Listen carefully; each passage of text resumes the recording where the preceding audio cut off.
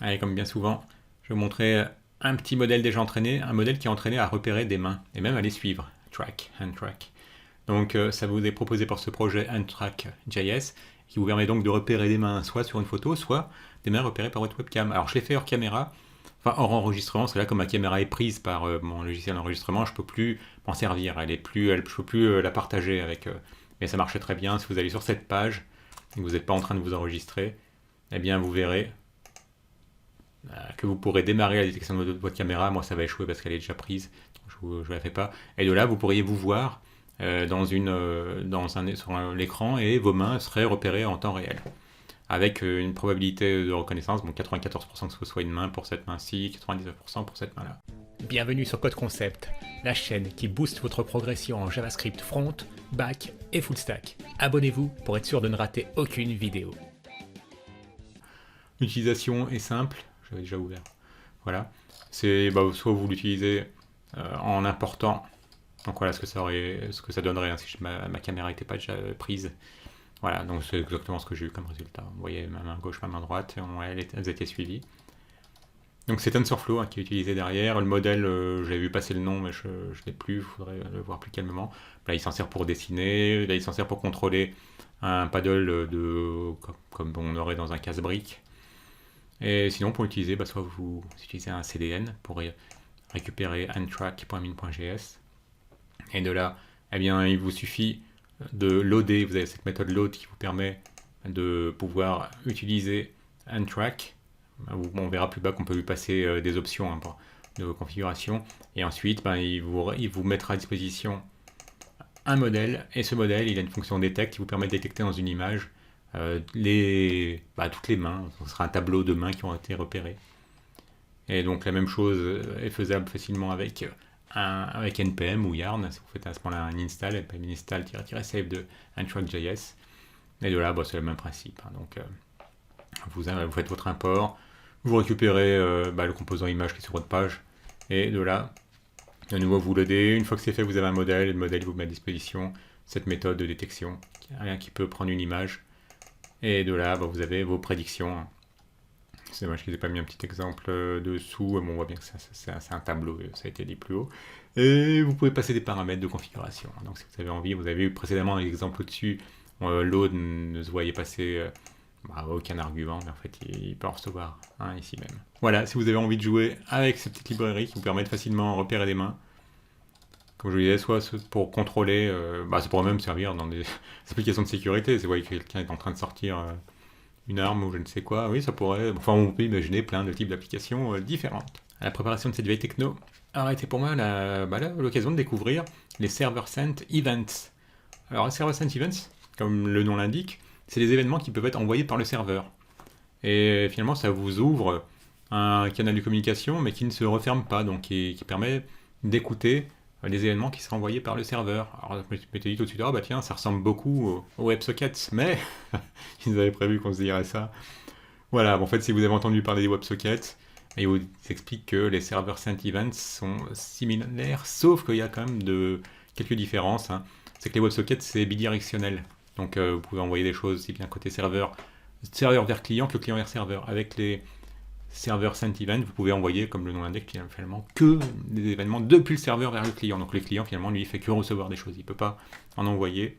Dans les WebSockets, ça peut vous envoyer des binaries ou des text messages, mais en fait, le serveur sent event, lui, il peut vous envoyer que du texte. Aussi bien les WebSockets que les serveurs sent event sont supportés par les principaux navigateurs. Bon, on se doute bien que ça va être Chrome, Firefox, Edge. On va se faire un petit canal use pour voir server sent events où on en est. Voilà, bon, évidemment, IE les supporte pas. Il n'y a pas Opera Mini, évidemment. Bon, voilà, sinon, c'est la plupart des navigateurs, effectivement, supportent ces server sent events. Et enfin, les WebSockets sont plus bas niveau et plus complexes que les serveurs sent events. Alors, l'exemple est assez détaillé. Voilà, ce qui est important, c'est de voir que vous allez avoir des headers assez spécifiques.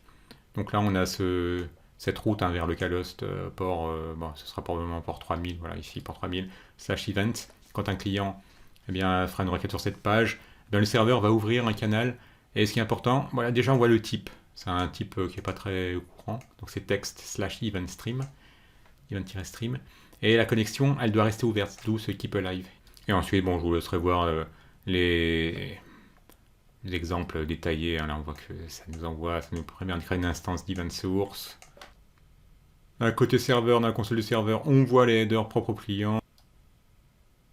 Et en l'occurrence, dans cet exemple, il se crée un custom event qui avait cette data, qui est de type objet, un ID, un type, un nombre de tentatives, et ensuite, c'est lui que je cherchais, c'est le type d'événement que vous avez envoyé, voilà, et ils ont décidé de l'appeler join. Si bien que maintenant, eh bien, on peut ajouter un event listener sur ce join event, ce server-side event, qui s'appelle join. Donc il faut qu'il y ait une concordance entre ce qu'il y a ligne 19 ici, si on avait appelé Toto ici, on aurait écouté l'événement Toto là. Voilà, des situations dans lesquelles vous pouvez utiliser les server sent event pour indiquer par exemple le nombre de notifications qui n'ont pas été lues, quand vous avez des applications qui vous indiquent que vous avez des notifications qui vous attendent. Ou pour faire des live updates de likes ou de comments sur un post, comme ça vous évite de recharger toute la page. Ou pour avoir un flux de données en real time sur un admin dashboard. Voilà, ça fait du push finalement, comme dans le contexte RxJS. On repasse côté client, alors là simplement pour annoncer qu'il y a une nouvelle version du React PDF. Donc voilà, bon, comme c'est le cas dans beaucoup de clients, on a souvent besoin de pouvoir lire des PDF ou de les générer, ou même les deux, de générer un PDF et de permettre d'afficher tout de suite. Donc voilà, pour le cas de React, vous avez cette librairie qui existe déjà depuis un certain temps. C'est la version combien ça? Une 5 pour quelque chose. L'utilisation est simple, un petit npm install de cette lib, react-pdf ou yarn add react-pdf. On importe ce name import de document depuis react-pdf. Et grâce à ce document, voilà, ce document, eh bien on peut décider d'afficher un PDF simplement en indiquant que la propriété file, eh bien c'est un certain fichier PDF. Et lorsque ça a été loadé avec succès, vous pouvez même appeler ce callback onDocumented success, qui vous met à disposition notamment le nombre de pages. Alors évidemment, ce genre de choses qui sont utilisées quasiment partout, quel que soit le client. Donc vous doutez qu'avec Angular, bon, vous avez ce célèbre ng2 PDF Viewer, et avec Vue, en cherchant rapidement, on tombe tout de suite sur quelque chose, vous avez Vue PDF. Donc ça c'est quelque chose d'assez standard. Mais bon, là, la star en l'occurrence, c'est avec PDF, parce que c'est lui qui a annoncé la sortie de cette nouvelle version. Alors vous avez peut-être déjà vu passer Vue Storefront, qui comme son nom l'indique, finalement ça vous permet d'avoir une boutique de e-commerce, de voir toute la partie cliente d'une boutique de e-commerce. C'est une PWA qui vous permet d'avoir un comportement très proche d'une application native. Et donc ça fait un moment que j'étais tombé dessus quand j'avais cherché ce qui existait comme site d'e-commerce fait avec Vue. Bon, j'étais tombé sur ce Vue Storefront. Et là, comme il l'indique ici même, eh bien ils ont levé 1,5 million d'euros. Ce qui est bon signe. Ça veut dire que le monde de Vue continue à être dynamique, à bien se porter. Et ce qui est intéressant avec ce projet, j'avais dû le voir sur la page GitHub de leur projet, c'est quoi là? C'est un front qui peut marcher ensuite avec finalement les frameworks stars qu'il y a côté back. Il peut marcher avec de nombreux back-end d'e-commerce, avec de nombreux headlets CMS, avec de nombreuses plateformes de paiement. Bon, on reconnaît tout de suite Stripe, PayPal, avec de nombreux services tiers, comme le célèbre Algolia pour tout ce qui est search, Cloudinary pour les images, etc. Bon, ça, vous connaissez peut-être d'autres, moi c'est les premiers qui me sautent au visage. Donc voilà, ça continue pour Vue et pour ce qui est e-commerce. En ces saisons de confinement où le e-commerce se fait que monter, ça a sans doute été bénéfique à Vue Storefront. Plus anecdotique, mais bon, parfois on a besoin d'implémenter, en tout cas de contrôler programmatiquement le copier-coller. Maintenant, vous avez cette navigateur clipboard API qui vous permet de facilement faire du copier-coller. La façon, on va dire, historique, c'était d'utiliser document.exec command copy. Et maintenant, vous pouvez simplement utiliser un event listener pour dire que quand il y a un clic, ce serait typiquement le cas lorsque vous avez envie de permettre de copier une URL qui est un peu longue, ou un code qui serait généré automatiquement, un ID par exemple généré, ou un mot de passe généré automatiquement. Voilà, vous pourriez faire ce genre de choses.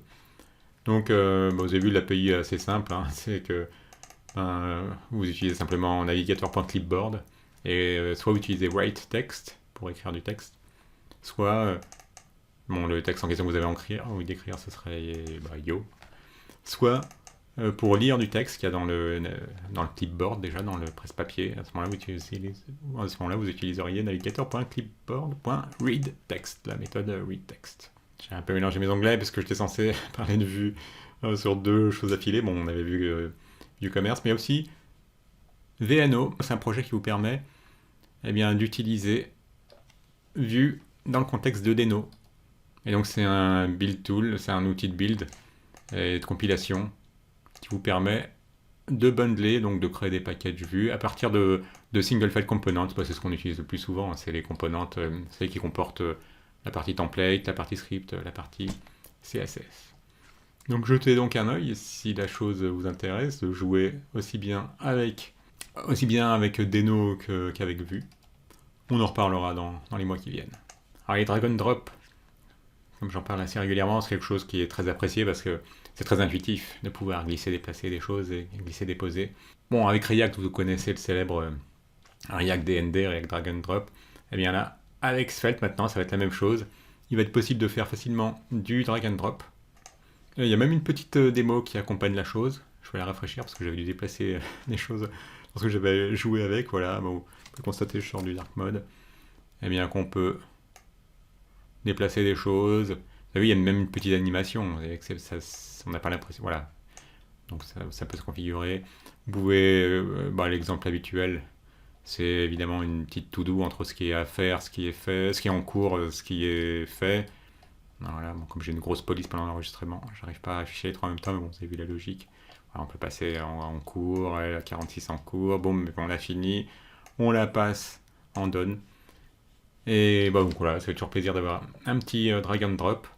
Lorsque vous avez une opération qui échoue, imaginons que vous essayez d'enregistrer quelque chose ou de créer un compte, et que côté serveur, le serveur échoue à vous répondre. Ouais, c'est assez critique, c'est que quand on a des opérations qui échouent, le fait parfois de renouveler automatiquement l'envoi de la requête, ça aggrave presque la situation, que ça l'améliore, puisque vous voulez améliorer l'ergonomie de votre application en n'obligeant pas l'utilisateur à revalider lui-même l'envoi, par exemple, d'une commande ou le clic d'un bouton, en le faisant automatiquement, mais parfois vous allez encore presque faire un denial of service sur le pauvre serveur, puisqu'il y a de fortes chances que d'autres personnes aient les mêmes problèmes si le serveur a des lenteurs, et vous allez encore le mettre un peu plus à genoux. D'où ces stratégies qui utilisent le back-off algorithme. La logique, c'est simple, c'est en fait d'augmenter incrémentiellement la durée d'attente entre 2 tentatives de communication, par exemple avec le back-end. Donc imaginez que là vous avez un client, il essaye de contacter le serveur, ça échoue, on attend, il va réessayer automatiquement de contacter, de faire un nouvel essai, et ainsi de suite. Et bien avec cette stratégie-là, qui est celle qui est détaillée, c'est l'exponential back-off. Vous pouvez voir que chaque nouvelle tentative va voir son délai d'attente être multiplié par 2. Donc la première fois, vous essayez tout de suite de contacter le serveur, ça échoue. Vous allez réessayer, en tout cas le script va essayer pour vous de recontacter le serveur dans 10 millisecondes, ce qui reste imperceptible pour l'humain. Et ensuite, si ça ne marche pas, il ne va pas le refaire de manière un peu brutale toutes les 10 millisecondes. Mais la prochaine fois, il va le faire qu'au bout de 20 millisecondes. Et la troisième fois, au bout de 40 millisecondes. Et vous avez vu, c'est doublé à chaque fois. Le temps d'attente est doublé. Donc c'est pour ça qu'ils ont appelé Exponential Backoff. Et ils montrent comment l'implémenter en JavaScript. Donc voilà, vous êtes couvert non seulement par le fait que vous allez éviter de faire des appels infinis, puisqu'il n'y aura que 7 tentatives au total. Et en plus, entre chaque tentative, vous voyez que vous avez 2 exposants la depth courante. Au départ, ce sera 0, puis 1, puis 2, puis 3, etc. Et ensuite, vous vous rappelez récursivement cette méthode. Vous avez vu, quand on est dans call with retry, on voit que depuis, dans le corps de cette fonction, a été appelée la même fonction. Et on lui passe la fonction qu'elle aurait à rappeler, et on augmente le depth. Comme ça, on n'a pas de risque de se retrouver dans une boucle infinie. Donc voilà, si le sujet vous intéresse, c'est l'occasion. Il y a même le cas qui est traité dans lequel vous pourriez par exemple avoir des choses qui auraient réussi partiellement. Imaginons que vous ayez besoin d'envoyer, vous envoyez par exemple 5, ce tableau qui comporte 5 éléments. Imaginons que ça pourrait être, 5 articles que vous souhaitez réserver. et que finalement la réservation du premier, du deuxième, du premier seulement, et du quatrième, voilà, aura réussi, il y aura eu échec pour le 2, 3, 5, à ce moment-là, vous pouvez même insister, si on peut dire, uniquement sur les choses qui ont échoué. Le 3, 5, voilà, le 5 a échoué, et du coup, à la fin, vous essayez que sur le 5. Donc voilà, il y aura ce cas de figure aussi qui sera pris en compte. Cette semaine, Snowpack est sorti en V3. Alors Snowpack, je vous le rappelle, on en avait parlé, il y a quelques numéros de ça, ça vous dit clairement que c'est un build tool qui est très rapide et léger. Et l'intérêt énorme, c'est que, voilà, je cherchais ce petit schéma, c'est que lorsque vous faites une modification dans votre code et que vous la sauvegardez, votre pack il vous recrée un bundle, bon, très rapidement, c'est un très bon outil, mais en fait Snowpack, ce qui le rend encore plus rapide, c'est que lui, mais il vous permet, lorsque vous êtes en dev, de ne pas être obligé de bundleiser. Vous ne bundleisez pas quand vous êtes en dev, ce qui fait que vous avez un gain de temps incroyable. Donc Snowpack, ça vous permet de servir votre application unbundlée quand vous êtes en développement. Et ensuite, quand vous avez besoin de bundler, eh bien, comme Snowpack, ça utilise ESBuild, si je me souviens bien. Est-ce que c'est bien ce que j'avais ouvert? Oui. Donc l'ESBuild. Mais vous pouvez voir qu'ESBuild est incroyablement plus rapide. On va rafraîchir. Incroyablement plus rapide que les autres bundlers habituels. Hein. Ceux qu'on connaît le mieux, c'est Webpack, et Parcel, et Rollup aussi, hein, il y a beaucoup de succès ces derniers temps. Et en fait, c'est tout simplement du fait que ESBuild est écrit en Go. Et donc, ce qui est mis en avant pour cette version de Snowpack, donc la 3, c'est que vous allez avoir ces Streaming Imports qui vous permet d'importer n'importe quel package dans votre projet, de le pré-builder, de le pré-bundler, et qu'il soit immédiatement disponible à l'utilisation. Voilà, il importe Confetti, et se retrouve importé, buildé, etc. à la volée, dès qu'on a demandé en fait à s'en servir, à l'importer dans l'IDE.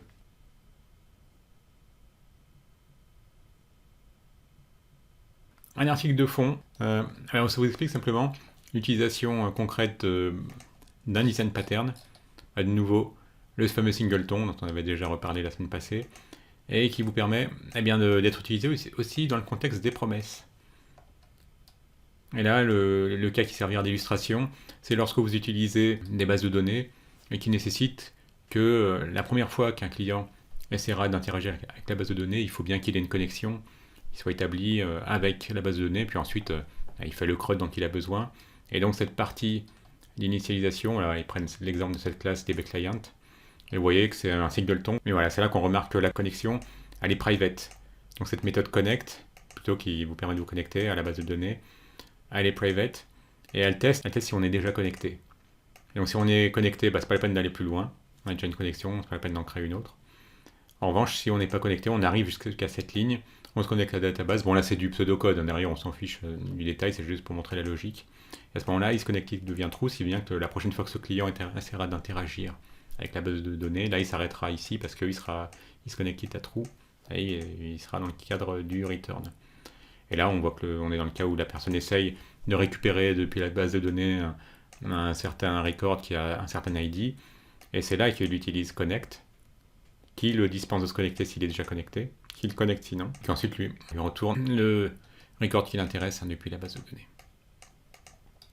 Mais le problème qu'il y avait avec ça, finalement, c'est que il y a quand même une race condition du fait que si à un moment donné, l'utilisateur essaie de récupérer, par exemple, ces deux records, un qui a cet ID-là, un autre qui a cet ID-là, comme vous essayez de récupérer de manière asynchrone, vous essayez de vous connecter de manière asynchrone, voilà, on voit le cas de figure ici, que la méthode connect, comme elle est asynchrone, il y a peu de chances qu'elle ait fini de s'exécuter, et donc au moment où la deuxième demande de connexion arrivera, pour le deuxième get record, this is connected, celui qui nous permettait de nous protéger et de sortir si on avait déjà établi une connexion, elle n'aura pas encore eu le temps d'être flaguée à true. Et donc c'est pour ça qu'on va se retrouver à obtenir 2 instances de connexion. Et l'auteur explique que ça lui avait valu de planter un serveur, ils avaient cherché pourquoi, simplement parce qu'ils avaient c'est exactement ce cas de figure. Donc là, la solution qu'ils ont trouvée, c'est d'utiliser cette promesse sous forme de singleton, et qui leur permet en fait de détecter si l'initialisation vers la base de données, vers le serveur de base de données, si elle est en cours, et pas simplement d'attendre si elle est achevée. Et on sait que le message qui informe qu'on a réussi à se connecter à la base de données, il arrive trop tard. Plutôt que d'utiliser encore, de complexifier la chose, comme on aurait tendance à le faire, en rajoutant un autre flag si la connexion est en progrès, il a préféré créer une référence vers la promesse qui est retournée par la méthode connect qui est asynchrone. Et donc c'est cette connection promise qui devient le singleton, plutôt que ce flag qui est basculé à true trop tard. Potentiellement trop tard. Dans certains cas, le fameux cas qu'il avait cité plus haut. Et donc ça finalement c'était le prélude à l'article de cette semaine, parce qu'en fait il référençait cet article pour bien comprendre celui-ci, et c'était la memoization.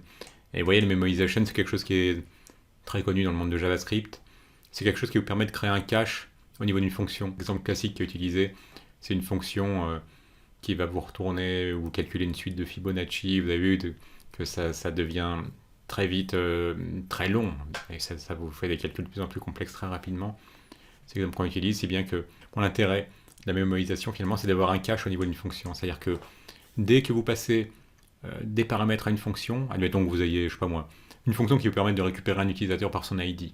L'utilisateur a un ID de 1, vous allez récupérer cet utilisateur par son ID.